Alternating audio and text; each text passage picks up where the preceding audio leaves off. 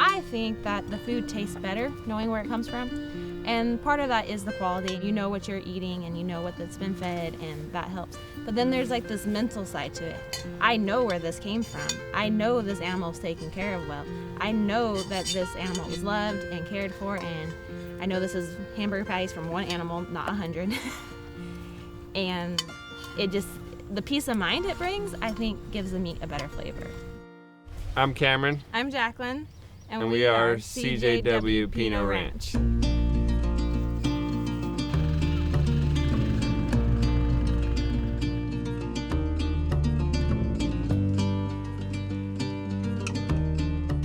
So we started in 2019 with the idea of trying to make our ranch profitable because it wasn't.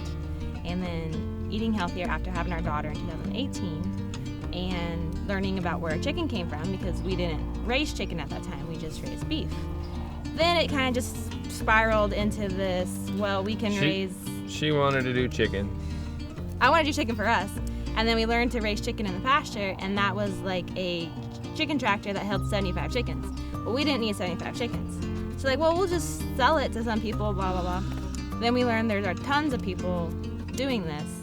And we're like, well, why don't we do that? And they're like, well, you can raise pigs in the trees. We have lots of trees that need cleaned out, so great place to raise pork. And I've always liked pigs. Yeah. They make me laugh.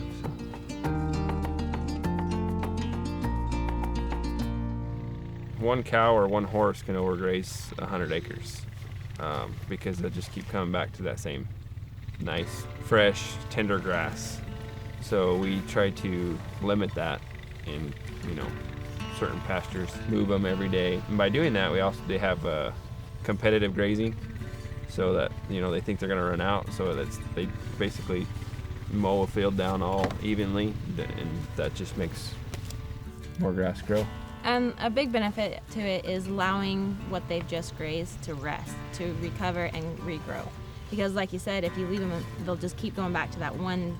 You'll see it on an 80-acre pasture. They'll have this 5 acres where it's just grazed to the ground, and they left the rest of it to go out to seed.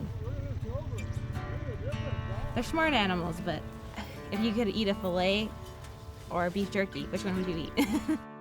They're moving fences, they're moving chickens, they're moving pigs, they're hauling meat to the butcher, they're trying to get it to the market. Yeah, that's a very labor-intensive sort of thing. Jacqueline is our youngest, so she just turned 29. No, just turned 28. Just turned 28. Time means very little when you get our age, huh? Yeah, true enough. But anyway, one of the saddest days ever was when she left here, and she was going to college on a rodeo scholarship and leaving with a horse trailer and just skipping around it. And Mom was crying. It was really something. It was a hard day. Yeah, it was a hard day. She loaded everything she owned and was going 10 hours away there for rodeo, and she was trying to act sad for Mom, but she was doing it through a giggle. Yeah, she was ready to get out of here. And didn't think she'd ever come back. Then she come to visit, and Cameron was in school. He's from Mexico. And they walked by each other and said, "Oh, well, there you are, the one." And next thing you know, they were married a few months later, and then decided to come here and start this meat business they started. I grew up on a ranch in Mexico. It's been in my family for over 100 years. Both of my grandpas ranched. And your great-grandpas. Yeah. I mean, you just kind of gotta do it and figure it out yourself, really.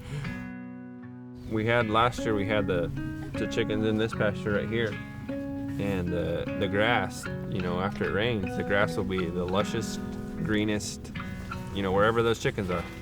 So, it's the best fertilizer and organic matter and all bundled up into one. We're so blessed and happy because this infrastructure, they have an arena, they have barns, they have pens, they have all this stuff that we built.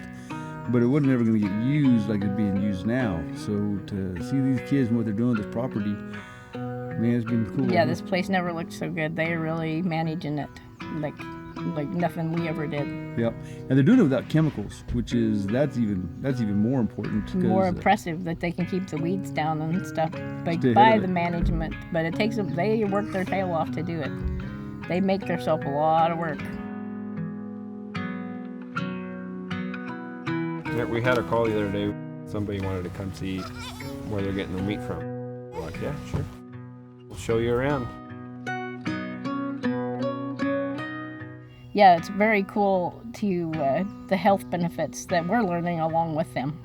Well, when we get the benefit. We get the of getting to eat benefit. it. We don't have to do the work, and we get the benefit of the. Yeah, we've been eating really good. Yeah, and there's something about the way the animals, the quality of the life that the animal has when he's alive. You know, commercial farming compared to this, they taste different. It's unbelievable.